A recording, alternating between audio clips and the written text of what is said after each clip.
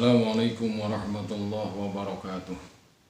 Alhamdulillahi rabbil alamin. Wassalatu wassalamu ala asyrafil anbiya'i wal mursalin wa ala alihi wa ashabihi ajma'in, amma ba'du.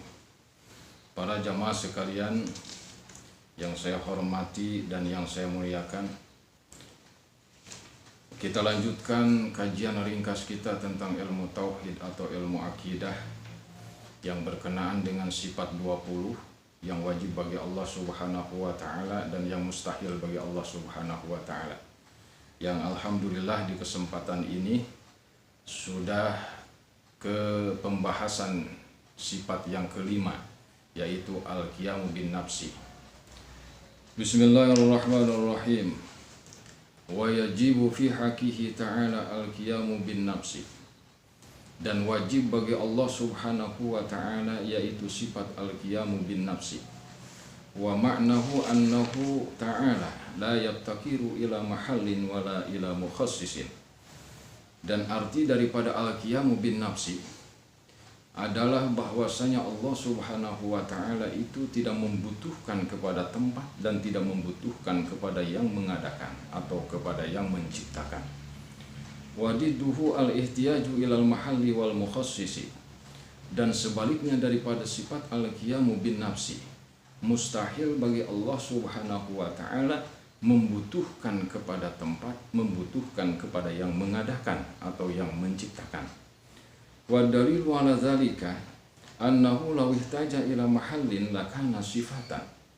Adapun dalil yang menunjukkan bahwasanya Allah Subhanahu wa ta'ala itu al-qiyamu bin nafsi atau qiyamuhu bin nafsihi, dan mustahil bagi Allah Subhanahu wa ta'ala itu butuh kepada tempat dan kepada yang mengadakan, bahwasanya Allah Subhanahu wa ta'ala andai kata membutuhkan kepada tempat, niscaya pasti Allah itu sifat. Wa kaunuhu sifatan muhalun. Dan adapun adanya Allah itu sifat pasti mustahil.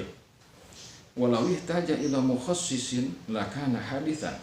Dan andai kata Allah Subhanahu wa ta'ala itu baru, niscaya atau andai kata Allah Subhanahu wa ta'ala itu membutuhkan kepada yang menciptakan, membutuhkan kepada yang mengadakan, lakana haditsan, niscaya Allah Subhanahu wa ta'ala itu baru. Wa kaunuhu haditsan muhalun. Dan adanya Allah Subhanahu wa ta'ala itu baru, itu mustahil bagi Allah Subhanahu wa ta'ala. Sekarang penjelasannya. Wajibu, wajib di sini adalah wajib akli, yaitu wajib menurut hukum akal. Artinya bisa dimengerti, bisa dipahami oleh manusia yang berakal sehat, bahwasanya Allah Subhanahu wa ta'ala itu mempunyai sifat al-qiyamu bin nafsi atau qiyamuhu bin nafsihi, yaitu Allah tidak membutuhkan kepada tempat, Allah tidak membutuhkan kepada yang menciptakan atau yang mengadakan, sehingga tidak bisa dimengerti, tidak bisa dipahami oleh manusia yang berakal sehat kalau Allah Subhanahu wa ta'ala itu butuh kepada tempat, butuh kepada yang menciptakan. Nah, sekarang bagaimana pandangan hukum syaraknya? Hukum syarak mewajibkan kepada kita manusia, baik laki-laki maupun perempuan, yang sudah balik berakal untuk mengiktikadkan, meyakini, mengimani dengan pasti dan yakin bahwasanya Allah Subhanahu wa ta'ala itu mempunyai sifat al-qiyamu bin nafsi, yaitu tidak butuh kepada tempat, tidak butuh kepada yang menciptakan. Dan juga sekaligus harus mengiktikadkan, meyakini, mengimani dengan yakin dan pasti bahwa mustahil Allah Subhanahu wa ta'ala itu butuh kepada tempat, butuh kepada yang menciptakan. Kemudian pembahasan fi haqqihi ta'ala, yaitu kalimah fi haqqihi ta'ala. Yang dimaksud dengan kalimah fi haqqihi ta'ala bahwasanya sifat qiyamuhu bin nafsihi atau sifat al-qiyamu bin nafsi itu adalah hak Allah Subhanahu wa ta'ala, tidak tergantung kepada diimaninya atau tidak diimaninya oleh makhluk. Sekalipun diimani atau tidak diimani, Allah senantiasa qiyamuhu bi nafsihi. tidak tergantung juga diutusnya para rasul. Jadi tidak tergantung karena diutusnya para rasul. Sekalipun para rasul tidak diutus, Allah senantiasa qiyamuhu binafsihi. Juga tidak tergantung kepada ditetapkannya oleh akal. Sekalipun akal manusia tidak ada yang menetapkan, tetap Allah subhanahu wa ta'ala itu qiyamuhu binafsihi. Atau juga tidak tergantung kepada adanya alam. Sekalipun alam tidak diciptakan oleh Allah subhanahu wa ta'ala, Allah senantiasa qiyamuhu binafsihi. Maka disebutlah fi haqqihi ta'ala, itu adalah hak Allah subhanahu wa ta'ala, sifatnya al-qiyamu bin nafsi. Kemudian yang dimaksud dengan kalimah al-qiyamu bin nafsi atau qiyamuhu bin nafsi ada dua. Pertama, Allah tidak butuh kepada tempat, Allah tidak butuh kepada yang menciptakan, kepada yang mengadakan.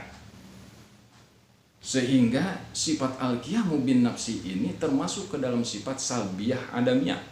Artinya tercabut dari Allah subhanahu wa ta'ala segala sifat-sifat yang tidak layak dan tidak pantas, tidak sah di Allah subhanahu wa ta'ala.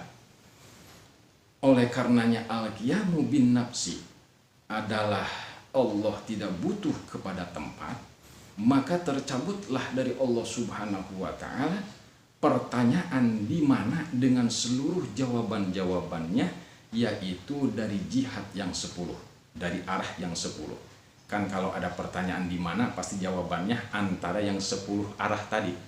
Mana 10 arah? Di depan atau di belakang, di kanan atau di kiri, kemudian di atas atau di bawah, di luar atau di dalam, nempel atau tidak nempel, maksudnya rapat atau terpisah gitu.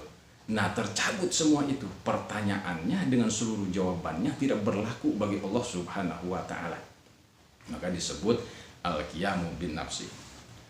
Nah, oleh karenanya adanya Allah subhanahu wa ta'ala itu al-qiyamu bin nafsi atau qiyamuhu bin nafsihi, yaitu Allah tidak butuh kepada tempat, maka batal i'tiqadnya khawarij karomiyah, yaitu paham yang dimulai atau diawali oleh Ibnul Karom, di mana mereka berpaham atau beriktikad bahwa Allah tinggal di aras, Allah diam di aras. Nah, sekarang itu dibatalkan oleh ahlu sunnah wal jamaah, iktikad seperti itu, dengan alasan sebab pertama, kalau Allah subhanahu wa ta'ala itu diam di aras, maka arasnya itu berarti qadim, sebab dipakai tinggal atau diam oleh zat yang maha qadim. Sementara tidak ada makhluk yang qadim, tidak ada. Sebab yang qadim hanya Allah subhanahu wa ta'ala. Yang kedua, bertentangan dengan ayat Allah. Di dalam surat Qaf ayat ke-16, Allah berfirman, wa nahnu aqrabu min hablil warid. Dan kami Allah subhanahu wa ta'ala lebih dekat daripada urat leher. Nah, kalau di aras berarti jauh. Nah, berarti kan bertentangan. Makanya batal i'tiqad bahwa Allah tinggal atau diam di aras, itu batal. Yang ketiga, bertentangan dengan ayat Allah, innallaha laghaniyun 'anil 'alamin. Sesungguhnya Allah itu tidak butuh kepada alam. Nah, kemudian yang keempat, bertentangan dengan ayat Allah, huwallazi fis samai ilahun wa fil ardi ilah. Bahwa Allah subhanahu wa ta'ala itu yang menuhani di langit, yang menuhani di bumi. Andai kata Allah itu diam di aras, berarti di bumi tidak ada Tuhan. Nah, maka batal i'tiqad yang mengatakan Allah diam di aras. Kemudian bertentangan juga dengan ayat Allah, fa aynama tuwallu fathamma wajhullah, dalam surah Al-Baqarah itu. Kemanapun kalian itu berpaling, maka sesungguhnya kalian berpaling menghadap zat Allah subhanahu wa ta'ala.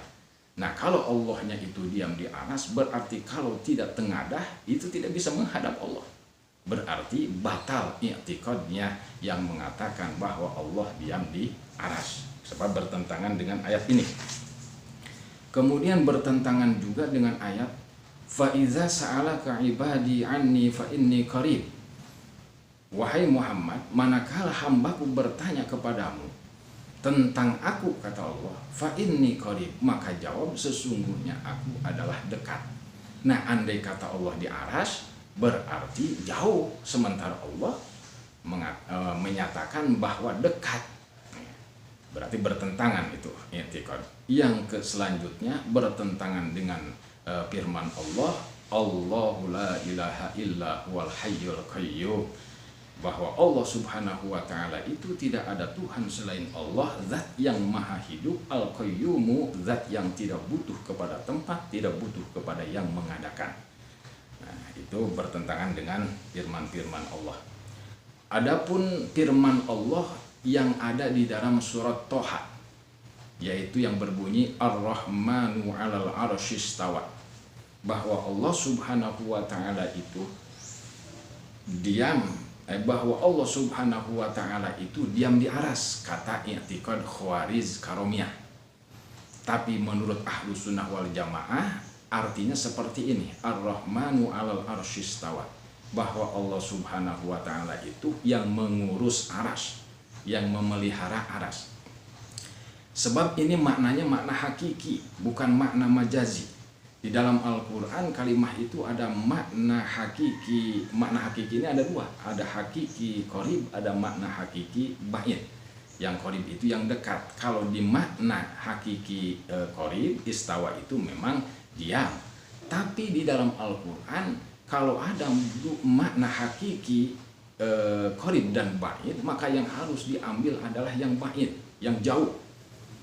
Makna arti daripada istawa, makna hakiki ba'idnya.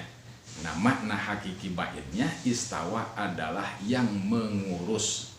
Artinya berarti Ar-Rahmanu 'alal 'arsy istawa, zat Allah Subhanahu wa ta'ala yang maha pengasih, maha penyayang adalah yang mengurus aras. Kemudian para jamaah sekalian, wajiduhu al-ihtiyaju ilal mahalli wal mukhassisi. Dan sebaliknya daripada sifat al-qiyamu bin nafsi, mustahil bagi Allah Subhanahu wa ta'ala itu butuh kepada tempat, butuh kepada yang menciptakannya. Wa dalilu ala zalika, adapun dalil yang menunjukkan bahwasanya Allah Subhanahu wa ta'ala itu wajib al-qiyamu bin nafsi atau qiyamuhu bin nafsihi. Allah tidak butuh kepada tempat, Allah tidak butuh kepada yang menciptakan, dan mustahil Allah Subhanahu wa ta'ala itu butuh kepada tempat, butuh kepada yang mengadakan. Maka dalilnya adalah seperti tadi sudah disampaikan sebentar, annahu law ihtaja ila mahallin, sesungguhnya Allah Subhanahu wa ta'ala andai kata butuh kepada tempat, lakana sifatan, niscaya bukti Allah itu sifat. Wa kaunuhu sifatan muhalun, dan adanya Allah itu sifat mustahil. Walau ihtaja ila mukhassisin, dan andai kata Allah Subhanahu wa ta'ala itu butuh kepada yang menciptakan, lakana hadisan, niscaya bukti Allah itu baru. Wa kaunuhu hadisan muhalun, dan adanya Allah itu baru, mustahil bagi Allah Subhanahu wa ta'ala. Nah, sekarang dalil aklinya bagaimana supaya bisa kita pahami dengan baik?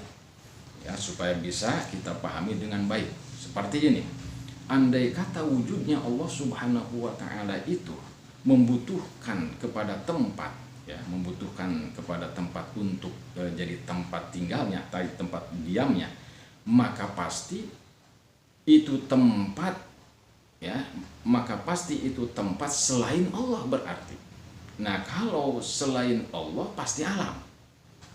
Kan tadi andai kata Allah butuh kepada tempat, maka tempat tadi berarti selain Allah. Sehingga selain Allah itu kan alam, ya, selain Allah itu alam. Nah, alam itu pasti baru. Alam itu pasti baru. Sedangkan Allah Subhanahu wa ta'ala itu adalah qadim. Mustahil zat yang qadim itu diam, tinggal di tempat yang baru, gitu kan? Mustahil. Mustahil zat Allah Subhanahu wa ta'ala wujudnya itu membutuhkan kepada yang baru, atau dari kesananya jadi mustahil. Mustahil Allah membutuhkan kepada tempat. Jadi intinya sifat al-qiyamu bin nafsi adalah Allah tidak butuh kepada tempat, Allah tidak butuh kepada yang mengadakan atau yang menciptakan. Mudah-mudahan ini bisa dipahami oleh kita semua. Kurang lebihnya saya mohon maaf atas segala perhatian. Saya ucapkan terima kasih. Hadanallah wa iyyakum ajmain. Wassalamualaikum warahmatullahi wabarakatuh.